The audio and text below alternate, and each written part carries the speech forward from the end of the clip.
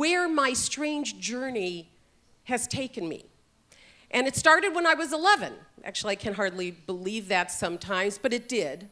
Because at the age of 11, right around puberty, I got acne. Terrible acne. And terrible eczema. I had rashes all over my body and acne on my face. Not a pretty picture. So I spent the next 15 years of my life looking for ways to take care of my skin. I must have bought every skincare product on the market that said it would get rid of acne and blemishes. I had seen almost 12 dermatologists by the age of 22, hoping someone would help me deal with my skin.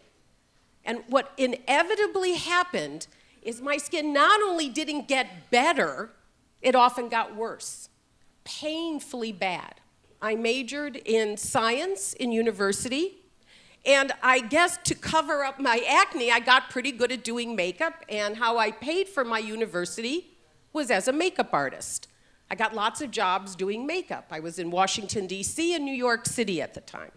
There was something we weren't supposed to know about skincare and what was in our products.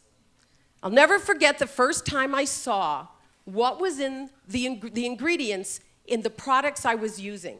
And what I learned spending all that time in university libraries in Seattle, because there was no Google, there was no nothing. It was all medical libraries. I wrote my first book in 1985. So it's actually my 30th year anniversary of my first book. And so from readers and from family and from cosmetic chemists I had worked with, they said, why don't you make your own products? Never occurred to me to make my own products. I struggled with it for a couple of years, and then I finally said, why not? I don't need to sell a lot of products. I just need to pay rent. I just need to, I don't need a big budget. I'll just make some products, put it on the internet. The internet had just started, and I created 10 products with a group of cosmetic chemists and a team around me, and the first 10 products of Paula's Choice launched on the internet May 1995. I think success gets misunderstood because it's such a personal definition. And sometimes for people, being successful means not getting fired. Being successful means making more money. Being successful means getting married. Being successful means having kids. Being successful means getting to go on vacation next year to wherever you want to go. Success is a very personal definition. But whatever it is you want from being successful, the same rules apply. And I mean this with my heart and soul. And the major thing, and I wrote these down because I want to make sure I get them right. You have to believe in yourself and your own self-worth. Now, when I say believe in yourself and your own self-worth, I don't mean to be blind to who you really are. You have to know your strengths and weaknesses. You have to believe in yourself, meaning you have to know yourself. Don't be afraid to live out loud. Don't be afraid for your voice to be heard. Don't be afraid to disagree. Disagree respectfully, but disagree. Don't be quiet in the face of authority when you think authority is wrong.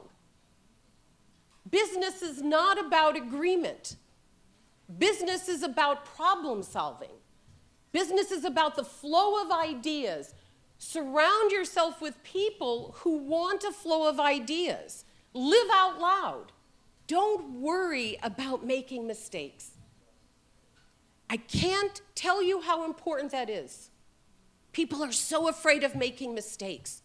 In my office, they often say things, I hate this one. They often say things like, well, I didn't want to get that person in trouble. And I'm thinking, what is this, 5th grade? You didn't want to get that person in trouble? we need to be honest with each other. Everybody needs to have each other's back. It's about making mistakes and making it better. Where in life doesn't mistakes happen? And in business, it happens a lot. It's how you get through it with pride and strength and joy. Don't do work that doesn't bring you joy. People say this all the time, that the only failure really is not trying. And you know, it's the truth. In fact, I can't think of anything more significant. Because you don't want to get to my age and say, would have, should have, could have. You don't want to actually get to just about any age in life and wished you had tried something or wished you had done something. The only failure is not trying. And I'm telling you, standing back here, getting way too emotional, at the age of 61, having the opportunity to be here in Korea, talking about Paula's Choice and the company I founded, I'm glad I tried, and I'm glad I kept trying, because it brought me to this moment, this magnificent moment. I'm honored and proud to have had this opportunity. I love my Korean women, the guys too, but mostly the women. 감사합니다.